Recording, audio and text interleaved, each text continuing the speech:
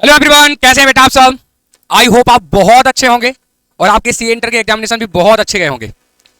जब हमारे एग्जामिनेशन चलते हैं तो हमारे दिमाग में कई ख्याल आते हैं कि जैसे ही एग्जाम हो जाएंगे हम ये मूवीज़ देखेंगे, हम ये वेब सीरीज़ देखेंगे, हम नानी के यहाँ जाएंगे, या कई लोग तो और बड़े प्लान बना लेते हैं जैसे कि हम लद्दाख बुलेट से जाएंगे या फिर हम गोवा की ट्रिप पर जाएंगे।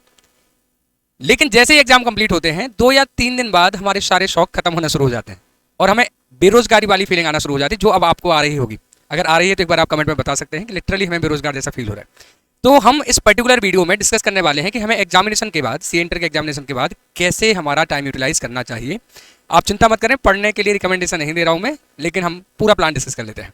तो आप देखते हैं, ये मैं बाद में बताऊंगा जो आपको स्क्रीन पर दिखाई दे रहा था। पहले यहां से हम शुरू करते हैं कि हमें क्या करना चाहिए। देखें, 3 सेट ऑफ स्टूडेंट्स होंगे। पहला, जिन्होंने क्या किया होगा, सिंगल ग्रुप अपीयर्ड है और वो कॉन्फिडेंट हैं कि उन्होंने जो ग्रुप अपीयर किया है वो निकल जाएगा। इन स्टूडेंट्स को क्या करना चाहिए हम बात करते हैं। दूसरा, जो बोथ ग्रुप अपीयर्ड हैं, कॉन्फिडेंट हैं कि हमारा पॉजिटिव रिजल्ट आएगा। तीसरे, जिन्होंने बोथ या सिंगल ग्रुप दिया है लेकिन उनको कॉन्फिडेंस नहीं है, उनको क्या करना चाहिए, हम सीक्वेंस में बात करते हैं।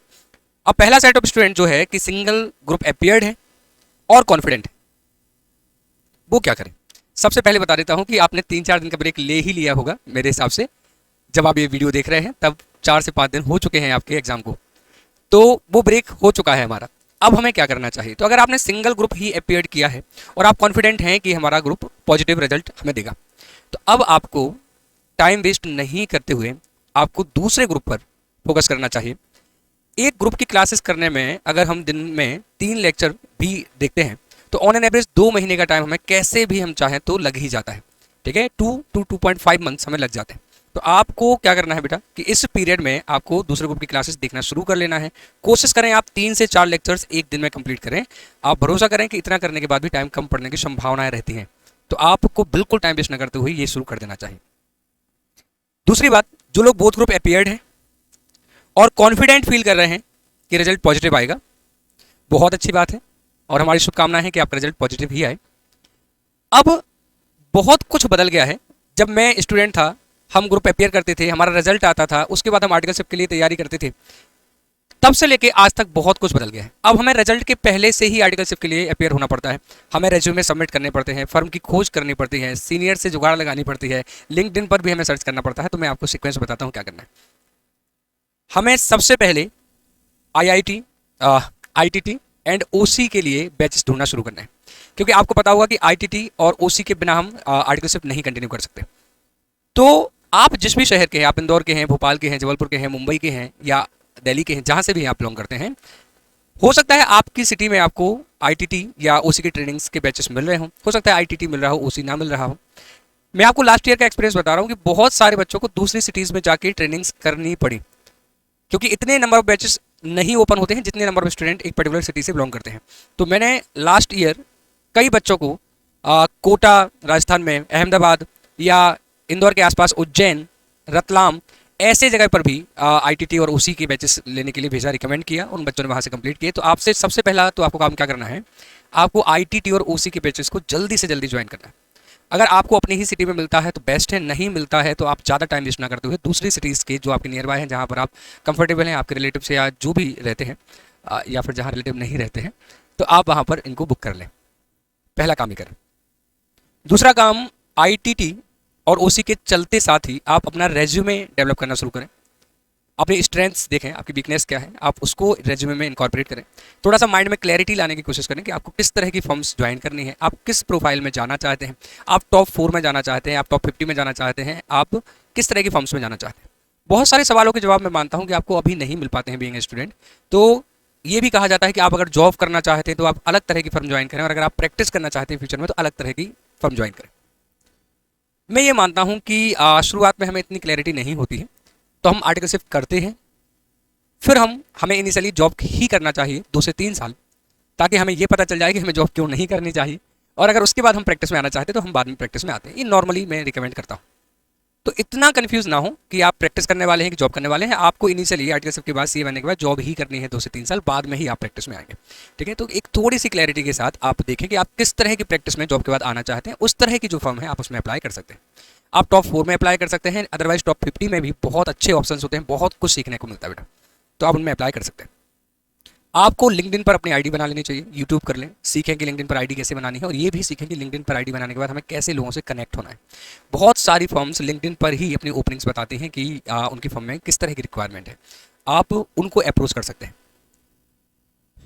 आगे की अगर मैं बात करूं, मैं ये मानता हूं कि ये थोड़ा सा हमें हम इस पे सोच सकते हैं कि क्या हमें इतनी जल्दी सबकी तैयारी करनी है, तो नेगेटिव आंसर है, लेकिन आंसर है कि हाँ भाई करना तो पड़ेगा। दुख की बात है लेकिन करना तो पड़ेगा।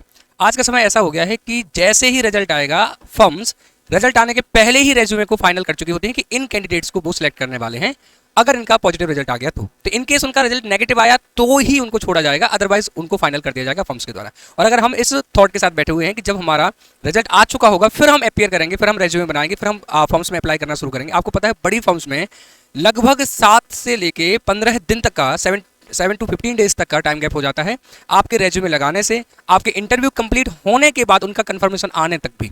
कई बार आप इतने डिलेमा में हो जाते हैं कि आपने इंटरव्यू दे दिया, सब ठीक है, लेकिन 10 दिन तक उनका कोई रिप्लाई ही नहीं आ रहा है और आप कंफ्यूज हैं कि भाई पे जो दूसरी फॉर्म से मेरा इंटरव्यू हो गया और जहाँ से मुझे कॉल आ रहा है वो मुझे ज्वाइन करना चाहिए नहीं करना चाहिए। इसे मैं रिकमेंड कर रहा हूँ कि आप अपनी आईटीटी और ओसी ट्रेनिंग के साथ ही आर्टिकलशिप के लिए अप्लाई करना शुरू करते जाएं। इंटरव्यूज़ की तैयारी भी आपको करनी है। अब इंटरव्यू की तैयारी में आपको क्या करना है, देखिए नॉर्मल एक तो अपना इंट्रो तैयार कर लें, ठीक है, जैसे आई एम सी कृष्णा राय, और बाकी सारी बातें, ये तो मुझे अपना नाम बताना था तो मैंने बता दिया।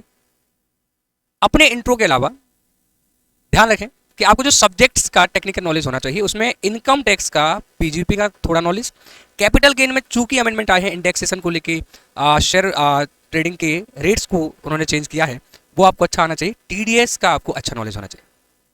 जीएसटी की मैं बात करूं तो आईटीसी का आपको काफ़ी ठीक नॉलेज होना चाहिए, इसमें क्वेश्चंस पूछे जाएंगे। आरसीएम के बारे में आपको नॉलेज होना चाहिए। अकाउंटिंग स्टैंडर्ड की बात करूं तो ये 10, 12, 11 भी आपको आना चाहिए। 18 जो रिलेटेड पार्टी का है 2022, ये एएस आपके तैयार हो। ऑडिट में आपका जो ऑडिट प्रोसीजर होता है 315, 500 की जो सीरीज़ है ये आपको आना चाहिए। लॉ में सीएसआर डायरेक्टर्स के अपॉइंटमेंट से लेकर जो प्रोविजन है वो आपको आना चाहिए। इंड एएस के भी सवाल पूछे जाएंगे क्या? तो आंसर तो मेरा है कि हाँ पूछे जाएंगे, लेकिन हम उसके लिए कुछ खास नहीं कर सकते। अगर आपसे कोई भी ऐसा सवाल पूछा जाता है, मुझे याद है कि जब मेरा इंटरव्यू लिया था लुधियाना कंपनी में, तो जो मेरे प्रिंसिपल थे काफ़ी एजेड थे, वो उन्होंने काफ़ी मुझसे सवाल पूछे थे। मैंने कुछ आंसर्स दिए थे। Lodha and company top 10 firm में आती है इंडिया में, तो मैंने कुछ आंसर्स दे दिए थे और कुछ आंसर पे मैंने बोला था कि सर मुझे नहीं आता, मेरे सिलेबस का ये पार्ट कभी था ही नहीं, इसलिए मैंने कभी पढ़ा ही नहीं है। और जिनका मैंने ये आंसर दिया है उन्होंने उन आंसर्स को कंसिडर किया और अकॉर्डिंगली फाइनली मैं हाँ सिलेक्ट हो गया। तो मैं कह रहा हूँ कि अगर कोई सब्जेक्ट आपने, कोई टॉपिक आपने पढ़ा ही नहीं और आप अगर वहाँ कॉन्फिडेंस से बोलते हैं सर मैंने कभी नहीं पढ़ा, तो वो चल जाएगा। लेकिन अगर कोई जनरल न्यूज़ पूछी जा रही है, जनरल अवेयरनेस का पॉइंट पूछा जा रहा है, कोई बजट का पॉइंट पूछा जा रहा है, अमेंडमेंट्स का पॉइंट पूछा जा रहा है, जीएसटी के अमेंडमेंट्स का पॉइंट पूछा जा रहा है, अगर हम वहाँ बोल दें कि सर ये मुझे नहीं पता, तो ये थोड़ा सा नेगेटिव साउंड होता है क्योंकि हाँ आप अपडेटेड नहीं है। तो ये ध्यान रखना है कि हमें अपडेटेड रहना है। तो go through latest updates like income tax code, GST amendments, ये आपको गो थ्रू कर लेना है, ठीक है। अब मैं बात करता हूं उन बच्चों की जो बोथ है सिंगल ग्रुप अपीयर्ड हैं लेकिन थोड़ा सा डाउट हो रहा है। अगर आपको डाउट हो रहा है तो आप एक मॉडरेट तरीके से स्टडी प्लान ले सकते हैं। जिन टॉपिक्स पर, जिन सब्जेक्ट में आपको डाउट हो रहा है, आप उनको पढ़ना शुरू कर दें। हम जब अपनी प्रिपरेशन करते हैं, अगर हम सिंगल ग्रुप की तैयारी कर रहे हैं या हम बोथ ग्रुप की तैयारी कर रहे हैं, तो ऐसे कुछ चैप्टर्स होते हैं जिनको हम बहुत अच्छा तैयार नहीं कर पाते। कुछ चैप्टर के कॉन्सेप्ट होते हैं जिनको हम अच्छा तैयार नहीं कर पाते। मेनली टाइम कम पड़ जाने की वजह से हम एमसीक्यूज नहीं कर पाते या केस बेस्ड क्वेश्चंस नहीं कर पाते।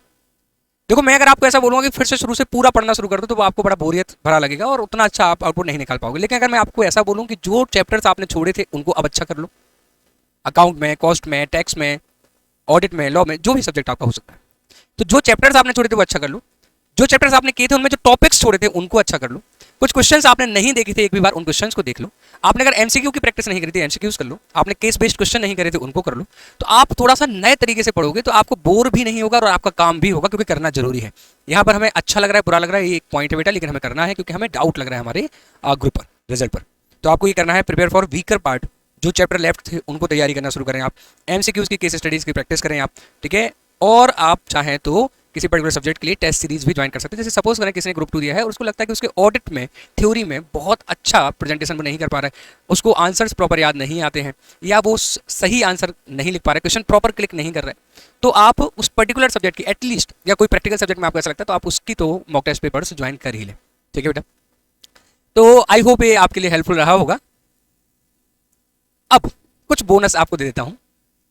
आप इनमें से किसी भी कैटेगरी में फॉलो हो रहे हैं, कोई बात नहीं, थोड़ा सा समय अपने एंटरटेनमेंट के लिए निकालना है। मैं आपको 3 मूवीज रिकमेंड कर रहा हूँ, सीरीज रिकमेंड नहीं कर रहा हूँ, उसमें बहुत टाइम कंजम्पशन होता है। 3 मूवीज रिकमेंड कर रहा हूँ जो जिसमें आपको बहुत कुछ सीखने मिलेगा। मैंने अपने सीए इंटर की आर्टिकलशिप के दौरान, जब मैं मुंबई में था, स्ट्रगल कर रहा था, तो कई तरह के डाउट्स मेरे दिमाग में आते थे और कुछ मूवीज़ ने मुझे बड़ी क्लैरिटी दी है। तो ये मैं जो मूवी आपको रिकमेंड कर रहा हूँ, ये काफ़ी इंटरेस्टिंग मूवीज़ हैं, लेकिन काफ़ी होप आपको देंगी, काफ़ी कॉन्फिडेंस आपको देंगी, काफ़ी क्लैरिटी आपकी लाइफ में लाएंगे बेटा। तो ये मूवीज़ हैं, जो पहली मैंने देखी वो है कराटे किड, जिसमें हम ये समझते हैं कि हम अपने डर से कैसे लड़ सकते हैं। ठीक है, जैसे बोलते हैं ना कि डर के आगे जीत है, तो कहीं ना कहीं उसी कॉन्सेप्ट पर बेस्ड है। इसमें जैकी चैन एंड जेडन स्मिथ, ये 2 एक्टर्स हैं मेन, तो आप इसमें देखेंगे। दूसरी मूवी जो मैं आपको रिकमेंड कर रहा हूँ वो है शशांक रिडेम्पशन। ये मूवी आपको होप देती है। ये मूवी दुनिया की 10 सबसे अच्छी मूवीज में काउंट की जाती है। ये आपको एक अलग तरह की होप देगी। तो आप इसको देखें और क्या इसका मैसेज है वो आप तक जरूर पहुंचेगा। और मुझे बताना कि आपको मूवीज कैसी लगी, आप कमेंट में बता सकते हैं। आप मुझे कमेंट सेक्शन में रिकमेंड भी कर सकते हैं कि और मूवीज जो आपने देखी और आप चाहते हैं कि अदर स्टूडेंट्स देखें। तीसरा जिसमें काफ़ी फन आपको मिलेगा वो है कुंग फू पांडा। हो सकता है आपने देखी भी हो, लेकिन इसमें बहुत अच्छे मैसेजेस भी मिलेंगे। इसके 4 पार्ट आ चुके हैं, आई थिंक 3 तो मैंने देखे हुए हैं, चौथे का मुझे आइडिया नहीं, हाँ शायद 4 आ चुके हैं। तो आई होप ये मूवीज़ भी आपको कुछ अच्छा सिखाने की कोशिश करेंगे। मुझे एक बार कमेंट बॉक्स में जरूर बताइएगा कि इनमें से कौन सी मूवी आपने देख ली है, कौन सा आप देखने वाले हैं, और अगर आप देख चुके हैं तो उसमें क्या मैसेज आपको मिला, और दूसरे स्टूडेंट को आप कौन सी मूवीज रिकमेंड करना चाहते हैं। Thank you so much, have a very good day, bye bye.